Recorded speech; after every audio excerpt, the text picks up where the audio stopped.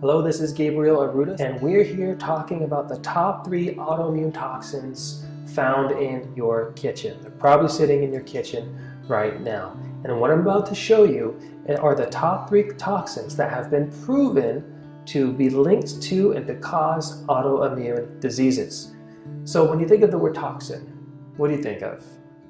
Toxic sewage, like, Fukushima or some nuclear disaster, or raw sewage, something like that. But do you think of a bowl of cereal? What about a non-organic strawberry? Or what about the kitchen household cleaner sitting under the sink in your kitchen? Not the things you thought of? And that's exactly the issue with autoimmune diseases, and why they're so dangerous is because the things that are causing and contributing to them are not commonly known, and they are everywhere. We're surrounded by them. But if you understand where they are and what they are, you can avoid them, and this does tremendous things for our bodies. So one really common reoccurring theme that you see in the scientific literature is that genetics combined with environmental triggers is what is inducing autoimmunity. Listen to these quotes from studies. Genetic and epigenetic factors interacting with the environment over time are the main causes of complex diseases such as autoimmune diseases. Also, it's likely that lupus results from a combination of your genetics and your environment. That's Mayo Clinic. Then also here, type 1 diabetes is thought to be caused by a combination of genetic susceptibility and environmental factors. So the research is bearing out genetics plus environmental triggers. So the next logical question is, okay, what are these environmental triggers which are causing autoimmune diseases, and how can we avoid them, right? That's what this video is all about. So where are they found? Now here's the surprising answer. A lot of them are found in your kitchen. I guarantee that a lot of the things we're going to discuss in this series of videos is found right in your kitchen right now. And let's start with number 3, toxin number 3, contributing to autoimmune disease. GMO foods, GMOs.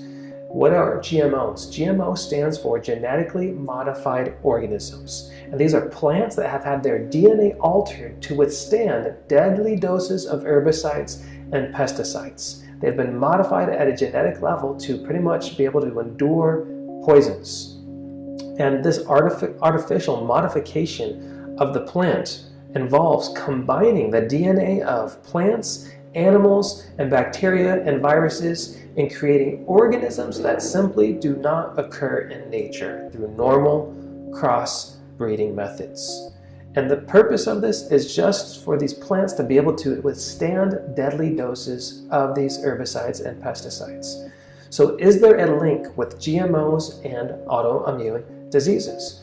There is a growing amount of evidence showing a link between GMOs and lots of serious health issues, including autoimmunity. And we're going to see this here in a second.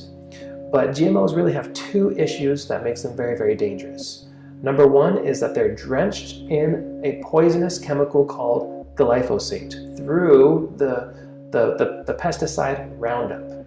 That's the first issue. The second issue is the genetic modification itself, the manipulation of the plant on a genetic level. Let's start with glyphosate. Researchers have found, quote, clear evidence that glyphosate disrupts gut bacteria. Now, why is that important? It's because a disrupted gut bacteria has been found in every autoimmune disease in which its presence has been investigated. And this gut bacteria disruption is also linked with a number of other health issues. Notice gastrointestinal disorders, obesity, diabetes, heart disease, depression, autism, infertility, cancer, and Alzheimer's disease. Now, did you notice that a lot of the issues in that list are also issues that come along with many autoimmune diseases? Not just this, glyphosate also causes leaky gut. Glyphosate damages the delicate walls of our intestinal lining. And this is also what is known as leaky gut. And this is super important because leaky gut is the foundation of most, if not every, autoimmune disease. And you see the intestinal wall is lined with a protective layer that absorbs nutrients but keeps out harmful substances from the bloodstream. And when leaky gut occurs, it causes openings between the cells that line the gut wall, and particles that are in the digestive tract, both good and bad, enter the bloodstream and trigger autoimmune and allergic reactions. And leaky gut is one of the main factors, one of the main steps in the development of autoimmune diseases. Also, just like a deranged gut, gut dysbiosis, leaky gut was found every time they investigated its presence. Now here's pictures of a video showing a lab experiment where glyphosate was degrading the tight junction cells of the small intestine in just 16 minutes. And so you can see in green is highlighted the tight junctions between the small intestine cells, and blue is highlighted the nuclei. And you can just see over time the glyphosate is just deteriorating that tight junction lining between the cells, leading to leaky gut. And consider also, here's another list of things more health issues that are associated with glyphosate. Depletes tryptophan, leading to insomnia and depression. Turns normal food allergic. Disrupts production of bile acids, leading to fat malabsorption. Systemic inflammation due to destruction of gut lining.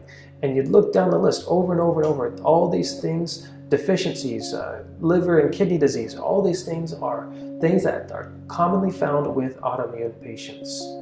Now, as you look at this list, consider that GMO foods are the highest exposure to glyphosate you will have.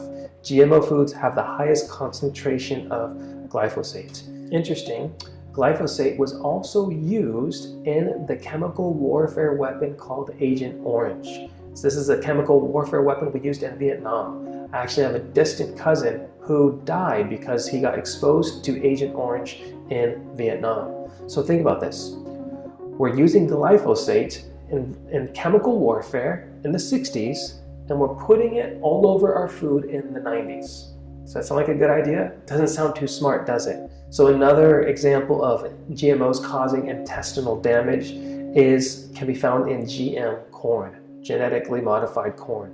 Why? Because it produces its own bacteria called Bt toxin.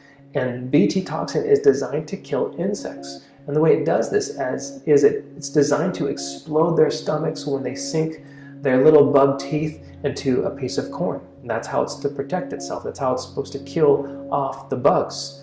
So it's exploding these bugs' stomachs, and for this reason, it's been called, Bt toxins have been called the hole punching toxin, because it punches holes in these little bugs' stomachs. However, a 2013 study looked at the effects of Bt toxin on humans, and they also found that it's lethal to human cells. So you take that, you take all this clinical evidence that we have out there of people having real problems with corn, GMO corn, and we can figure out that this Bt toxin in corn is probably punching holes in our small intestines as well.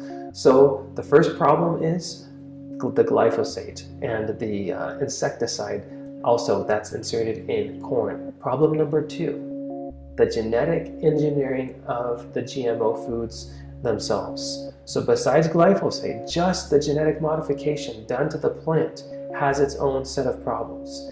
It's been found to lead to tumor growth.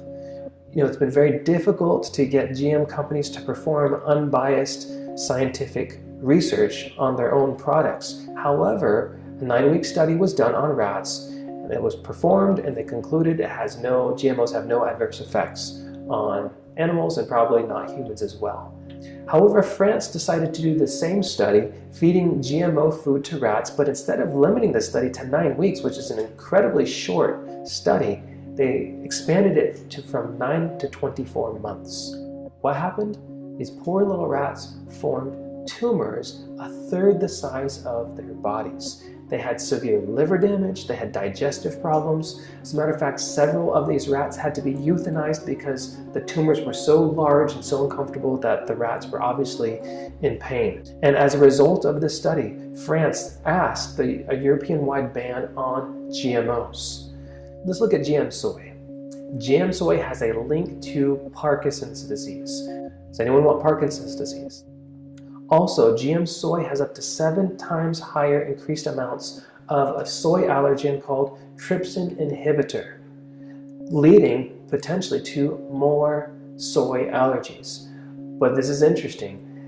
After GM soy was introduced into the United Kingdom, soy allergies skyrocketed 50%. So, seeming to prove the suspicion that this trypsin inhibitor would lead to more soy allergies. I have a soy allergy, no doubt because I ate GM soy for years without knowing about it. Furthermore, rats fed GM tomatoes for 28 days. Many of them developed stomach lesions, and over 20% of them died within 2 weeks. Also, they found that rats fed GM potatoes developed potentially precancerous cell growth in their digestive tracts. They had smaller brains, smaller livers, smaller testicles. They had partial atrophy of the liver, so part of the liver stopped working, and they had immune system damage. This is all conclusively found in studies. Now, what about human studies? Not very many have been done. As a matter of fact, you are the human study. What's been happening in the population is the human study. But the only official human study done on GM foods found something shocking. The DNA in GM soy actually integrated into the DNA in patients' gut bacteria. That's serious because this could potentially lead to producing antibiotic-resistant diseases in the body. It could cause toxins to start being produced in the gut. It could increase viral infections, and it could even cause your gut bacteria to start producing its own pesticides, to become living pesticide machines. Does that sound good? That sounds horrible.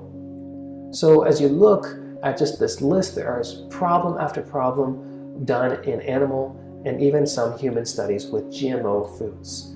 So where are the GMO foods? Here are the top 11 GM crops out there. So GMO foods are a really big problem with autoimmune diseases. So what do? Number one, you have to avoid these foods. My wife and I avoid GMO foods like it's the plague, like it's something that's going to make us sick, because we found that it does. And I've heard people, however, say, I avoid GMOs, I'm still sick, and I haven't gotten better. And these same people, we look through their cabinets and fridge, and we find GMO foods everywhere. They're really, really hard to avoid. And so they're in thousands of products, and they hide in places. And so I'll show you later in these videos how to find these and how to avoid these foods to help eat a cleaner diet. So what do if you've been eating GMO foods for years? I'll show you in the videos coming up. But for now, go ahead and click below as we move on to autoimmune toxin number 2 that's probably sitting in your kitchen right now.